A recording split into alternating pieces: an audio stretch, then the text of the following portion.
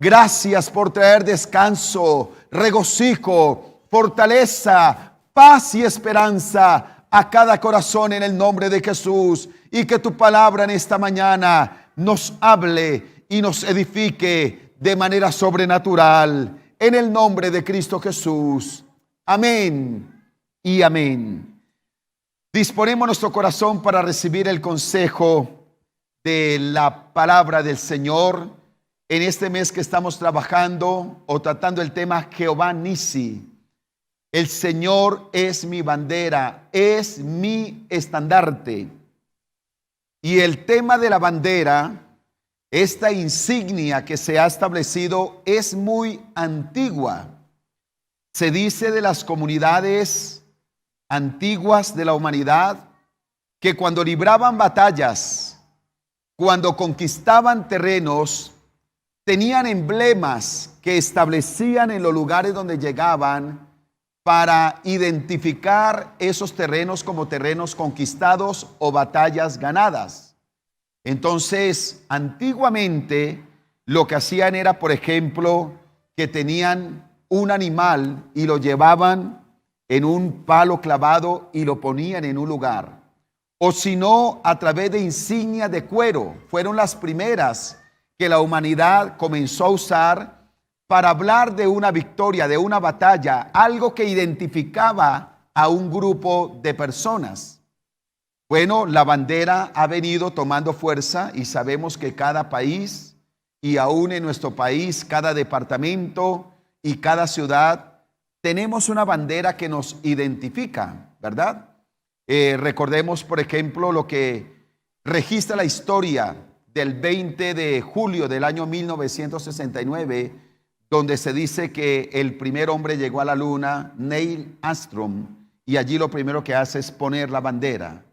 En el caso nuestro, desde el año 1806, un precursor llamado Francisco Miranda, mire de los Miranda, fue el hombre que propuso la bandera con el color amarillo, azul y rojo.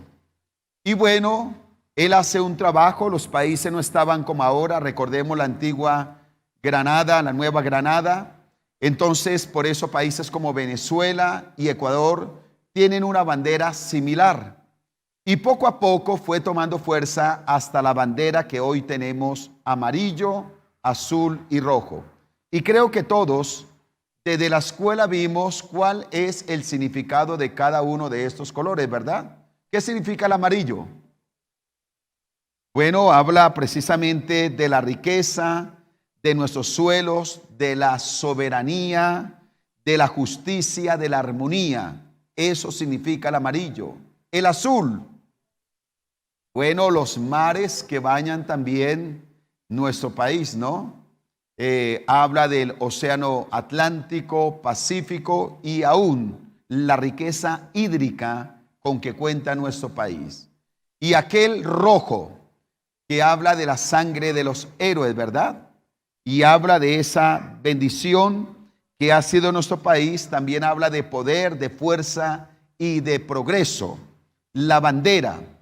Y la enseñanza que vamos a desarrollar hoy la he titulado No hay bandera sin batalla.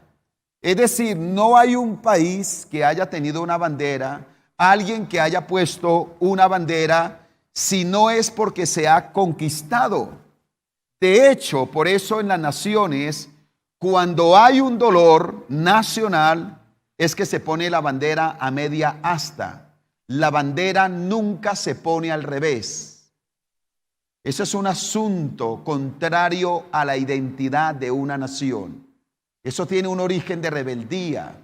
Y si usted lo quiere estudiar a más profundidad, aún espiritual, porque va en contra de un orden, de algo establecido. Lo máximo que se hace es poner la bandera en su lugar correcto a media asta, porque una nación tiene dolor, pero nunca la ponga al revés. No repitamos cosas que otros hacen sin tener el verdadero sentido de lo que se hace. No sé por qué se inventan cosas y a veces replicamos sin tener realmente el sentido de lo que son las cosas. Con base en ello, no hay bandera sin batalla. Dios quiere que usted levante bandera. Y si usted va a levantar bandera es porque hay una victoria. Y si hay victoria es porque se liberó una batalla, ¿verdad? No podemos pretender tener victorias sin haber vivido las batallas. Eso es claro. Y la vida es una vida que propone batallas. La vida es una vida desafiante. La vida no es color de rosa. La vida se trata de batallas.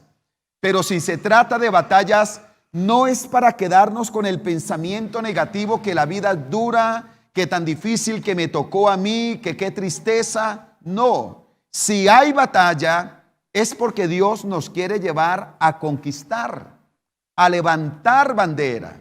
Entonces yo me puedo quedar con mi niñez, por ejemplo, y decir que mi niñez es dura, que pobrecito, que por qué me tocó a mí, y puedo hacer de mi vida todo un drama.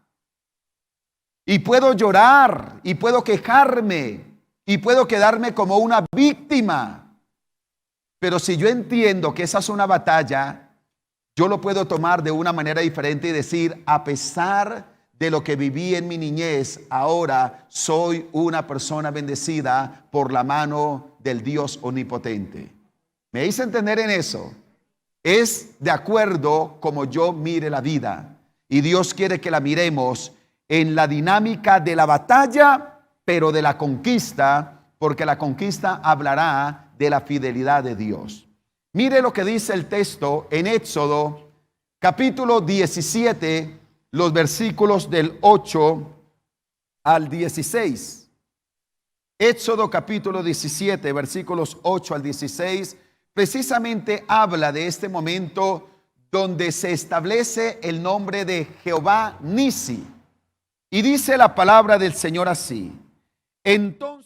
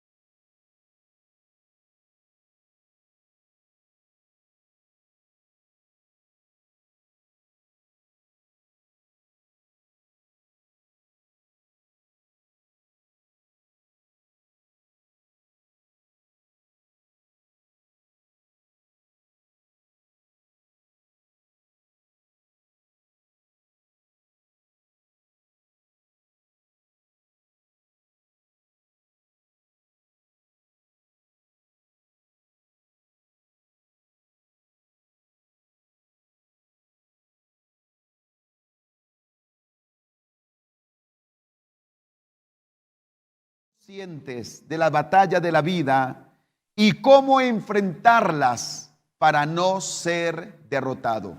Todos los que estamos aquí, todos los que están a través de la virtualidad, todos enfrentamos batalla, pero ¿cómo enfrentarlas para no ser derrotados? ¿Cómo la enfrentó Moisés esta batalla cuando tenía tantos factores en su contra, pero a pesar de ello salió victorioso? Lo primero, debemos ser conscientes de la batalla. Diga conmigo, consciente de la batalla. Debemos ser conscientes de la batalla. ¿Cuál era la condición del pueblo de Israel cuando se liberó esta batalla? Mire lo interesante, estaban en el desierto. El desierto en sí ya era una prueba para ellos. pero ahora se le sumaba una lucha más. No hacía muchos días ellos habían salido de Egipto. Y recordamos que cuando salieron de Egipto, salieron ceñidos sus lomos, salieron con sus niños, con sus mujeres. No llevaron muchos enseres, iban en un viaje y comienzan esa travesía por el desierto. Dicen los entendidos que si ellos hubieran caminado de manera recta de Egipto a la tierra prometida, podía ser entre 11 días a 20 días. Sin embargo, Dios los lleva por el camino donde no habían fieras y, por supuesto, para procesar sus corazones en medio del desierto. Y estando allí, donde quizás necesitaban ayuda de otros pueblos, consideración, nótese cómo se levanta este pueblo para atacarlos. Y la condición del pueblo es que estaban en el desierto, no tenían armamento, aunque tenían recursos que tomaron de los egipcios. Nótese que era un pueblo de alguna manera nómada. No había una estabilidad en algún lugar. En otras palabras, el pueblo de Israel se encontraba humanamente en la más grande desventaja para librar una batalla. No siempre que libramos las batallas es porque estamos plenamente capacitados. Y podemos pensar que se levanta una tormenta, enfrentamos una batalla y alguien puede decir, yo no estaba preparado para enfrentar este reto en la vida, no me siento con fuerzas, no me siento capaz. Pues humanamente el pueblo de Israel no estaba preparado para librar una batalla. Y se levantan los amalecitas. Estos amalecitas, cuando se hace un estudio, pueden tener dos orígenes. O pueden ser los descendientes de Esaú, o era un pueblo antiguo que tenía el mismo nombre. Pero nótese cómo los amalecitas se levantan de una manera insensible. Ellos no tienen consideración. Ellos no dicen, mire, este pueblo está luchando, acaban de salir de la esclavitud, echémosle una manito. Nótese que son duros, son insensibles, son insaciables, pero también es un pueblo incapaz porque no tenía la presencia de Dios. Los amalecitas encarnan la obra diabólica. Satanás es un enemigo insensible, es un enemigo insaciable. Es tan perverso que ataca a un niño, un bebé, que pretende destruir a un infante, a un joven, a un hogar, a un abuelo. No importa la condición que esté, Satanás lanza sus ataques sin ninguna consideración. El enemigo de nuestras vidas, el enemigo de nuestras familias no tiene consideración. Él no dice pobrecito, él no perdona, él quiere destruir. Y esto fue lo que hizo precisamente Amalek. Se levantó sin ninguna consideración. Y creo que así son las batallas de la vida, se levantan sin consideración. Por eso no podemos quedarnos con una mentalidad, pero ¿por qué me tocó esto a mí? ¿Por qué es tan difícil la vida? La vida es difícil, la vida es de retos. Porque bien lo dice la palabra en Juan 10:10, que el enemigo no vino sino para robar, matar y destruir. Pero Jesús también lo dijo, pero yo he venido para que tengan vida y para que la tengan en abundancia. Es decir, que en esta guerra, a diferencia de lo que pretenden hacer los gobiernos, en esta guerra no hay tregua. En esta guerra no caben tratados de paz, no caben. Con el enemigo de nuestras vidas no hay tratado de paz. Es un enemigo acérrimo que se levanta y quiere atacar a través de la enfermedad, de la infidelidad, a través de la depresión, a través de la ruina, de la miseria, a través de la violencia, de las injusticias. ¿Cuántas batallas? Qué tremendo es, por ejemplo, uno enfrentar una injusticia. Cuando uno sabe que lo que está pasando no es correcto, pero ahí hay una batalla que librar. Y mire cuál era el terreno en el cual se daba esta batalla. Las batallas se libran en el monte y se libran en el valle. ¿Qué quiere decir? El pastor Eduardo Sánchez, un hombre de Dios, escritor, tiene un tema muy interesante y él lo llama la geografía espiritual. Y la geografía en la Biblia tiene su significado. Y no es alegorizar la Biblia, tiene su significado. Por ejemplo, cuando habla del monte, el monte es lugar de encuentro con Dios. Los lugares altos en la Biblia siempre fueron lugares espirituales para bien o para mal. Recordemos el monte Carmelo, donde Elías tiene que enfrentar a los profetas de Baal.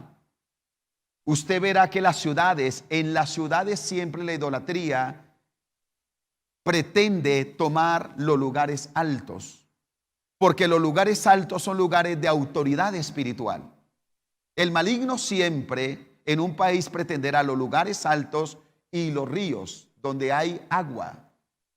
Ese es un asunto, por ejemplo, de la brujería. Y mire cómo aquí está el monte, porque también el monte es lugar de encuentro con Dios, el monte de Dios, pero también se da en el valle. En otras palabras, el monte es mi relación con Dios, ahí se libra la batalla, pero el valle es cuando yo bajo a vivir la vida cotidiana, donde también tengo que librar la batalla. Una cosa es cuando me posto delante de Dios para orar, para clamar, para interceder delante del Señor. Estoy en el monte. Pero ¿cuál es mi actitud frente al trabajador, frente a mi compañero que quiere hacerme injusticia, frente a lo que veo en la calle, frente a las tentaciones? Ese es el valle. En los dos terrenos siempre vamos a librar las batallas. Los dos van de la mano. Yo no puedo pretender enfrentar la vida diaria sin haber ido al monte. No puedo pretender quedarme solo en el monte sin ser consciente de lo que pasa en el valle. Me estoy haciendo entender en eso, ¿verdad? Esa es la vida donde se libra la batalla. Y ahí encontramos nosotros entonces en el monte a Moisés, Aarón y Hur, mientras que Josué y el pueblo se encontraban en el valle. ¿Sabe que esta es una dinámica que se tiene que aplicar a nivel familiar? Es una dinámica que se tiene que aplicar y vivir a nivel de iglesia también. La iglesia debe ser consciente del monte y la iglesia tiene que ser consciente también del valle. Entonces, lo primero es ser consciente de la batalla. Número 2, estar cubiertos con la estrategia que Dios establece. Mire la estrategia.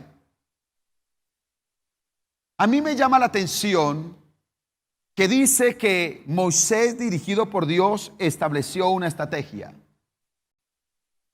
Y él estaba allí en el monte. Estaba Aarón y Hur. Y Josué estaba con el pueblo peleando en el valle. Y dice la palabra del Señor que cuando Moisés levantaba las manos, el pueblo prevalecía. Era una señal, una comunión con Dios.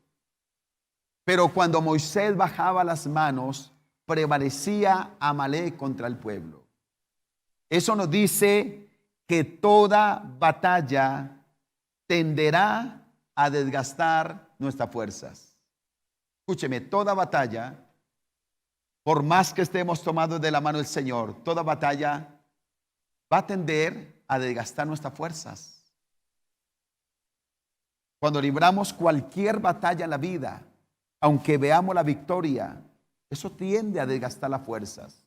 Y este es un ejemplo vivo de lo que está pasando con el hombre de Dios, con la autoridad, con el héroe, con el hombre que está llevando al pueblo pastoreándolo por el desierto, Moisés se cansó.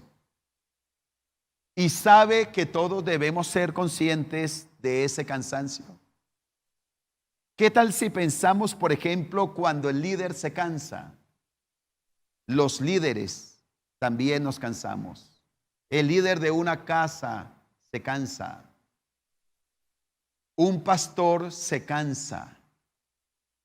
Yo no sé qué tanto ha orado usted por los pastores en este tiempo, pero sabía que ha habido un cansancio general en el cuerpo pastoral. Ha habido una fatiga. Ha habido un desgaste por las batallas que hemos librado en todo este tiempo. No ha sido fácil enfrentar los desafíos eclesiásticos a través de la virtualidad, lo que ha pasado, lo que dicen las estadísticas de los que no quieren volver y tantas cosas más. Cuando el líder se cansa, cuando una persona que está frente a una responsabilidad se cansa, el pueblo debe ser consciente que sus líderes también se cansan. ¿Ha pensado usted en eso? ¿Ha pensado usted que un líder también se cansa? Y mire cómo aquí Moisés tiene un desgaste, tiene un cansancio. Aunque es el hombre de Dios, experimenta el cansancio. Y tal vez usted también frente a la batalla ha experimentado el cansancio. ¿Qué hacer frente a ese cansancio? Mire lo interesante. Moisés no va solo al monte. Y aquí hay algo interesante. Si bien es cierto que Dios quiere una relación personal conmigo, Dios me quiere formar a mí, y yo tengo que crecer como persona, como hijo de Dios, las batallas no deben librarse de manera solitaria. Cuidado con la autosuficiencia. Cuidado, aún Jesús, cuando estaba en el momento de la batalla que arreciaba en el huerto del Getsemaní, se valió de sus discípulos y le dijo: necesito que estén conmigo. Aunque se durmieron, nótese la dinámica. El mismo Hijo de Dios dice: vengan y oren conmigo. Aquí Moisés va al monte y va con dos personajes, va con Aarón. Aarón representa el sacerdocio. La autoridad espiritual reconoce, aunque Moisés es el hombre de Dios, el que está ahí como libertador, el que guía, Moisés reconoce la autoridad sacerdotal en su hermano Aarón y le dice: te necesito en la batalla. Te necesito en la batalla. ¿Sabe que he encontrado que algunas personas frente a las batallas lo que hacen es aislarse? Yo no sé por qué hay esa tendencia y por qué la gente se deja engañar así del maligno. ¿Qué le pasa? ¿Por qué no volvió? ¿Por qué está en esta lucha? ¿Por qué no pide ayuda? No, yo lo hago solo. La autosuficiencia no vale cuando de librar las batallas se trata. No nos las demos de demasiados grandecitos como para decir que no necesitamos de otro. La vida cristiana está diseñada perfectamente por Dios para vivirla en comunidad. Nadie dijo nada, pero eso es así. Está diseñada para vivirla en autoridad. Nos necesitamos los unos a los otros. Y aquí va con Aarón, que es el que encarna el sacerdocio. Pero va también con Hur, y Hur encarna el servidor, el compañero que está ahí con él. Qué tremendo, qué lindo poderlo hacer. ¿Eran perfectos? No. Recordemos que aún el mismo Aarón en algún momento se prestó para murmurar de su hermano. Pero no se quedó con el dolor, no se quedó con la incomodidad en su corazón. No somos perfectos, pero nos necesitamos los unos a los otros. Bendigo a los pastores, bendigo al liderazgo, porque son los que ejercen ese sacerdocio. Bendigo el compañerismo de la iglesia. Por eso intencionalmente Dios nos ha dado el nombre que somos una familia unida por el amor de Jesucristo. Yo tengo que saber que Dios me puso en medio de una iglesia para ser bendecido y para bendecir también a otro. No piense solo a ver qué me dan a mí. No vivamos de sensibilidades. Es que me dijeron, es que a mí no me atendieron, es que yo pasé esto, pero mira, a mí como que no me llamaron, no me dijeron esto. Yo no sé si a usted le ha pasado eso. Pero si acaso usted siente que libró una batalla y que como que estuvo muy solo y usted dice es que no me ayudaron, pues no se queda ahí. Tome eso como una enseñanza y piense, ¿qué otro hermano puede estar pasando un momento difícil y yo lo puedo ayudar? Yo lo puedo bendecir. Una vida cristiana de exigencias es una vida cristiana fracasada. Una vida cristiana de servicio es una vida productiva y una vida feliz. ¿Me hice entender en eso? Ahí debemos hacerlo. Yo tuve una experiencia en el año 2000 en Estados Unidos y llegué a cierto lugar y estuve en una ciudad a las 12 de la noche con mi maleta en una esquina y literalmente en esa ciudad no conocía absolutamente a nadie. Y no sabía dónde me iba a quedar. Y tuve una desubicación tremenda. Y me acerqué a una iglesia, a unas personas que eran cristianas. Traté de pedir ayuda, de relacionarme con ellos y me rechazaron. Solo en una ciudad. Solo en una ciudad. Yo no sé si a usted le ha pasado que esté con una maleta a las 12 de la noche en una esquina, en una ciudad donde usted no sabe dónde se va a quedar y no conoce a nadie. Yo lo viví. Fea la situación. Vea la experiencia. Y sabe, no me quedé con el dolor. Eso me sirvió para poder ser sensible cuando otra persona tiene necesidad. Me recuerda lo que yo pasé. Debemos aprender de esas experiencias. Mire lo interesante, ahí está Moisés, pero tiene a Aarón y tiene a Hur que le levantan las manos. Todos necesitamos de alguien que nos levante las manos. Todos necesitamos. Hace 8 días le conté, estuve en un lugar, le pedí a una hermana, ore por mí. Y esa hermana oró por mí, me bendijo. Todos necesitamos alguien que levante nuestras manos. Pero qué interesante también decirle al Señor en nuestras oraciones, Señor, ¿necesitas que le ayude a levantar las manos a alguien? ¡Wow! ¡Ah, a mí nadie me levantó las manos! No pelee así. ¿Qué tal si en vez de pelear y exigir y poner tantas trabas, vamos al altar de Dios y le decimos, Señor, ¿a quién quiere que le levante las manos? Y seguramente el Señor nos va a dirigir a quién podemos levantar nuestras manos. Pero mire cómo también mientras están ahí en el monte, están los que pelean en el valle. Son los guerreros que enfrentan al enemigo. Y miraba también aquellos hermanos, aquel liderazgo, aquellos intercesores que están peleando las batallas. Yo quiero bendecir a todos los intercesores de esta iglesia. ¿Sabe quién debería ser intercesor? Todos. Pastora Liliana, todos deberíamos ser intercesores. Esta es otra buena pregunta. ¿Intercede usted por alguien? ¿Se toma usted el tiempo de levantar un ayuno y decir, Señor, hoy voy a ayunar no por mí, hoy voy a ayunar por mis hermanos que están en necesidad? ¿Cuántas veces usted ha levantado un ayuno así? Es fácil ayunar por uno, ¿cierto? Yo podría decir que es fácil ayunar para que le vaya bien a mis hijos, para que Dios resuelva mi problema. Es fácil ayunar porque yo quiero estar bien.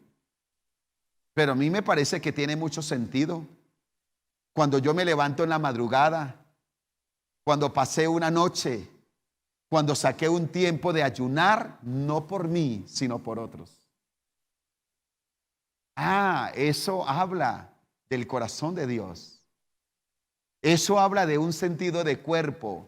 Eso habla de romper con el egoísmo, con la indiferencia y vivir la vida cristiana a la manera de Dios.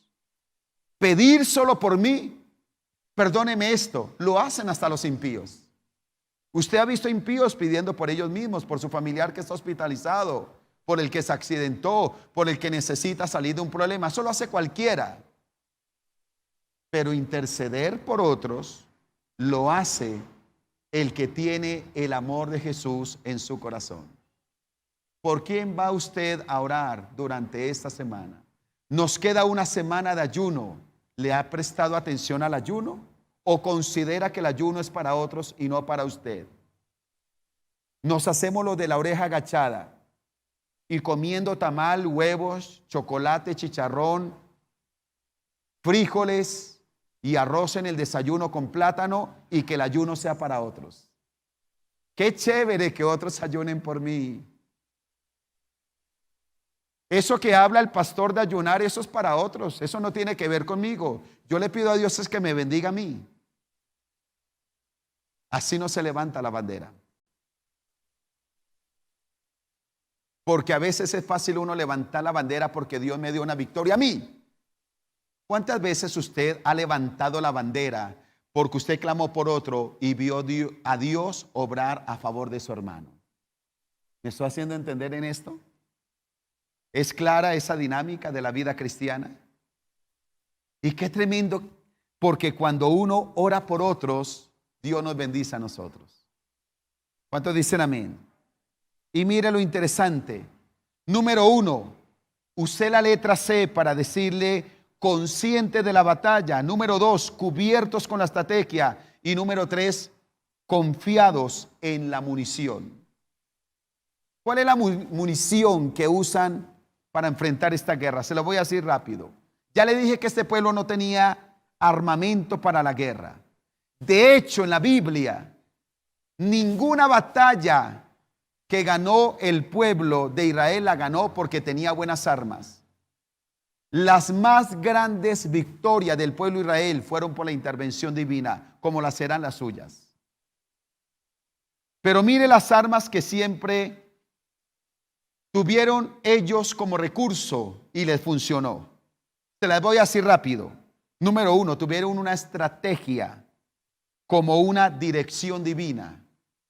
¿Qué otro ejército usaba como estrategia levantar las manos para librar una guerra? En otras ocasiones fue tocando una trompeta. En otras ocasiones fue dándole 7 vueltas a una ciudad. Yo creo que los enemigos veían al pueblo israelí y decían, esos son unos locos. Se les corrió el champú. ¿Qué son esas estrategias? ¿Qué es lo que están haciendo? No les vemos lanzas, no les vemos allá todas las flechas, no les vemos todo aquel armamento para cumplir la palabra, que las armas de nuestra milicia no son carnales, sino poderosas en Dios para destrucción de fortalezas. ¿Cuántos dicen amén a eso? El día que a mí me dieron la visa, tenía la cita un viernes y yo no tenía ni documentos, no tenía nada. Y el Señor me recordó lo que hizo Josué. Y me fui el día lunes y le di una vuelta en oración a la embajada. Y me fui el martes y le di otra vuelta en oración a la embajada. El miércoles, el jueves. Yo dije, quiera Dios que las cámaras no me tomen porque me van a decir que soy por ahí. Y me fui el día viernes. Tenía la cita a las 8 de la mañana temprano en ayuno y le di la última vuelta en oración. Y llegué allá bien vestido, con 2,000 pesos nada más en el bolsillo. Quise hablar con algunas personas en la fila, no quisieron hablar conmigo, unos muchachos como antipáticos. Hablé con otra señora muy querida, entré rápidamente y cuando entré yo no sabía que uno tenía que pagar el correo si le aprobaban la visa. Yo no llevaba plata. y delante de Dios, que sin decirle nada a la señora, yo no sé qué vio en mí. Me dijo, ¿usted tiene plata para el correo? Y le dije, no, no señora. Dijo, tranquilo que si la aprueban la visa, yo le doy el dinero. Y llegué allá frente a la cónsul y tenía una carpeta como esa de hojas de vida, una carpetica blanca con 3 hojas. Llevaba 5 hojas, llevaba ahí. Y le pasé la carpeta y se quedó esperando un rato y me dijo, ¿cuáles son los papeles que usted va a presentar? ¿Qué es lo que? Esta es mi carpeta, no tengo más. ¿No tiene más? No. Y abrió y le dio como 5 vueltas a los papeles. Me dijo, ¿usted tiene casa? Y le dije, no. ¿Usted tiene cuenta bancaria? No. ¿Usted qué tiene? Le dije, no, yo no tengo nada. Y fue verdad delante del Señor. Yo no tengo nada. Me dijo, ¿usted qué hace? Le dije, yo soy pastor, yo le sirvo al Señor. Ah, usted es pastor, espera un momentico. Y llamó a otra muchacha y se puso los audífonos. Yo tenía la bocina al otro lado. Y entonces me dice, la muchacha me hace una pregunta, me mezcló mucho inglés y no le entendí. Yo hablo el alemán, el portugués, francés, pero el inglés todavía me falta un poquito. Le dije, no le entiendo. Organizó la pregunta y me dijo, la Biblia tiene Antiguo y Nuevo Testamento. ¿Cuáles son los primeros 4 libros del Nuevo Testamento y del Antiguo y cuáles del Nuevo? Le dije Génesis, Éxodo, Levítico y Números. Y del Nuevo Testamento Mateo, Marco, Lucas y Juan. Y me dijo, ¿y dónde queda Esther? Y le dije, en el Antiguo Testamento es el último, los libros históricos. Y me dijo, muy bien. Y se paró y le dijo a la otra señora, sí. Y vino la otra señora y le puso un sello y dijo, te voy a otorgar la visa. Y le puso el sello. Sin papeles, sin nada. Estrategias divinas. Diga, estrategias divinas. Nunca, ni a nuestros hijos ni a nosotros nos ha negado una visa. No nos la ha negado. Es más, la última vez me llamó Tron y me dijo, ya va a renovar su visa. No, mentira, no me llamó. Pero yo uso las estrategias divinas. Y le podía contar otros testimonios, pero se ha ido el tiempo. Qué lindo, mire, tuvo la estrategia. Siguiente arma, la vara en la mano. La vara es la autoridad espiritual. ¿Sabe qué da la autoridad espiritual? Escúcheme, la autoridad espiritual no la da un seminario, no la da un escalafón ministerial, no la dan los años en la iglesia. Llévese esto en el corazón. La autoridad espiritual la otorga la santidad. ¿Quiere tener autoridad? Santidad, integridad, comunión con Dios, apartarnos del pecado. Cada vez que cedemos al pecado y usted dice, dejé sano a todo mundo, nadie se dio cuenta de lo que hice, usted en el reino espiritual restó toda su autoridad. Es la santidad lo que nos da autoridad. La integridad. ¿Sabe a qué le teme el diablo? No le teme a un pastor, no le teme a un escalafón ministerial, no le teme a un título teológico. Satanás le teme a un hijo de Dios íntegro.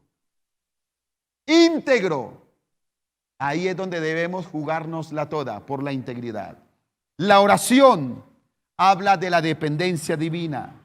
La unidad habla del compañerismo como cuerpo. Si usted en su casa se pone a criticar a alguien de la iglesia, a otro hermano, el diablo le dice, bravo, siga así, porque está restando autoridad espiritual. Ni con mi esposa me presto para hablar mal de otro hermano.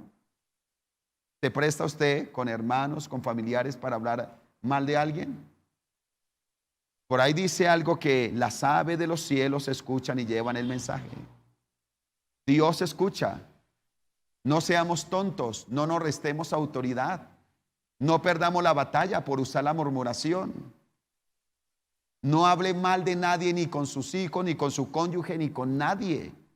Está cometiendo un error. Se está prestando a la murmuración y esa es una obra carnal que le abre la puerta al enemigo. Alguien que diga amén a eso. La perseverancia a través de la fe. Así que todos levantaremos una bandera. Y la bandera símbolo de victoria, símbolo de reconocimiento de la fidelidad de Dios, símbolo de que sí es posible vencer. Y sabe, Cristo es el máximo estandarte. Mira lo que dice Isaías 11:10 para terminar. En ese día, el heredero del trono de David será estandarte de salvación para el mundo entero. Las naciones se reunirán junto a él y la tierra donde vive será un lugar glorioso. Colóquese en pie, por favor, y vamos a orar delante del Señor. ¿Qué batalla está librando por estos días? Si la batalla la enfrentamos en nuestras propias fuerzas, si no nos preparamos correctamente para la batalla, vamos a tener pérdida y desgracia en la vida. Pero cuando estamos preparados para enfrentar las batallas a la manera de Dios, le tengo buenas noticias. Estamos frente a la oportunidad de ver un milagro de Dios a nuestro favor. ¿Usted no cree que yo también he librado batallas? Le puedo contar de muchas. Pero hoy puedo darle gracias a Dios porque he visto su mano divina obrando a favor de mi vida y de mi casa. Y quiero vivir y quiero servir al Señor. Y me ha tocado llorar, y me ha tocado doblar rodillas, y me ha tocado rodearme y pedir consejo, y pedir que oren por mí. Y me he sentido sin fuerzas muchas veces, pero he visto al Dios que nos sostiene con su mano divina y que nos lleva en triunfo conforme a su palabra. Levante sus manos al cielo. Padre, te damos gracias por tu palabra. En el nombre de Cristo Jesús de Nazaret, estoy orando por los Moisés de hoy que están librando batallas.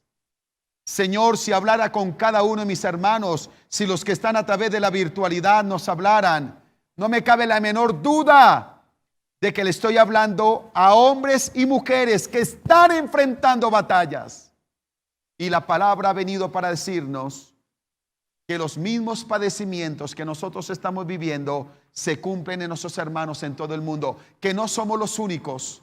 Señor, que tú estás aquí para ayudarnos y para bendecirnos. Y pido, Señor, que en el nombre de Jesucristo, cada uno, Padre Celestial, pueda levantar bandera en medio de la batalla, pueda ver tu gloria conforme a la palabra que hemos vivido. Señor, en el nombre de Jesús, que seamos conscientes de la batalla, Espíritu Santo de Dios, que podamos estar cubiertos con tu estrategia y también confiados en la munición.